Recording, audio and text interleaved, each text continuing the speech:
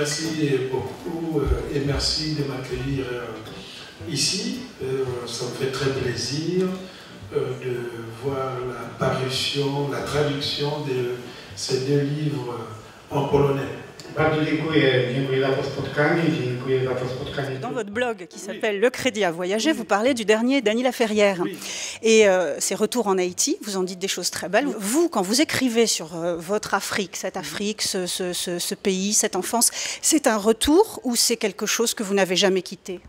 C'est à la fois un retour, mais parfois c'est aussi un détour parce que j'aime bien revenir vers chez moi sans entrer directement dans la parcelle, mais guetter ce qui se passe à l'intérieur. Quand je retourne au Congo, j'arrive à Brazzaville, mais je n'arrive pas jusqu'à Pointe-Noire parce que j'aime garder un peu le mystère. Revenir voir une ville 20 ans après m'intéresse beaucoup. Donc je pense que quand je repars chez moi, il s'agit à la fois d'un retour, mais avec des détours. C'est pour cela que le livre de Laferrière, j'ai ressenti ça comme si c'était moi-même qui l'avais écrit. Et d'ailleurs, le dernier chapitre du livre, Laferrière le consacre à la mère de ma mort. À la mère de ma mort, oh, ça c'est une belle formule. À la mort de ma mère, le chapitre est intitulé « Le fils de Kenge Pauline ». Et le Kenge Pauline, c'était ma défunte mère. Et voilà comment les amitiés se tissent. Vous avez dit à plusieurs reprises, si un jour je deviens écrivain, quand je serai écrivain, et ça c'est des souvenirs de petit garçon, oui. Vous avez 10 ans, vous avez toujours voulu être écrivain ?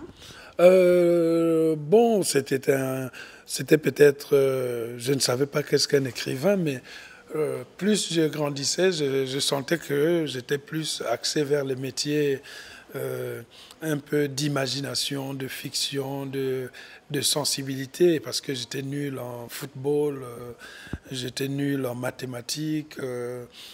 J'aimais bien écouter de la poésie, donc je sentais que je devais être du côté de l'écriture. Et puis au lycée, j'ai senti vraiment que c'est la littérature qu'il fallait faire. Et j'ai passé mon temps à ne pas faire ce qu'on me demandait de faire et à faire ce que je voulais faire moi-même. Alors le français dans lequel vous écrivez, c'est un mystère ou c'est une langue maternelle ? Mais je pense que c'est à la fois... C'est beaucoup plus un mystère, parce que j'ai plus de 4 ou 5 langues maternelles, puisque ma mère parlait 3 langues, mon grand-père 3, donc du coup j'ai grandi avec 6 ou 7 langues qui se battaient les unes les autres, et puis il y a eu le français qui est venu se juxtaposer, et cela a donné peut-être un côté polyglotte à ma formation.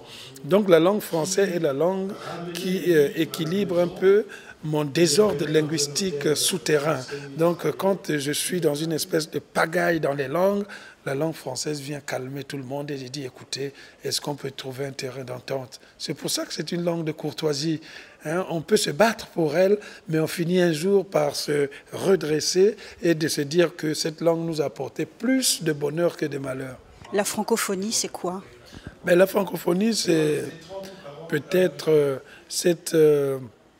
volonté de pouvoir reconnaître que le génie existe même lorsqu'on l'exprime dans la langue française et que ce génie ne vient pas forcément de la France, ça peut venir aussi des autres petits territoires qui ont adopté la langue française ou qui l'ont reçue par le biais des secousses de l'histoire.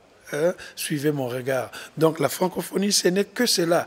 Le génie qui s'exprime en français, mais qui n'appartient pas seulement qu'aux Français, mais qu'à tous ceux qui ont décidé d'embrasser la langue française.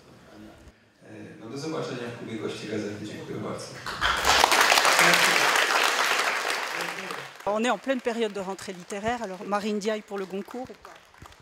Je pense que Dany Laferrière serait un meilleur candidat. Ce n'est pas parce qu'il est mon ami, mais je pense que le livre de Dany Laferrière est profond, subtil, novateur dans le style. Le livre de Ndiaye est bien, mais ça demeure toujours dans le côté classique de la littérature. Et je pense que le chef-d'œuvre de Marine Diaye, c'est Rosie Carpe et Comédie classique.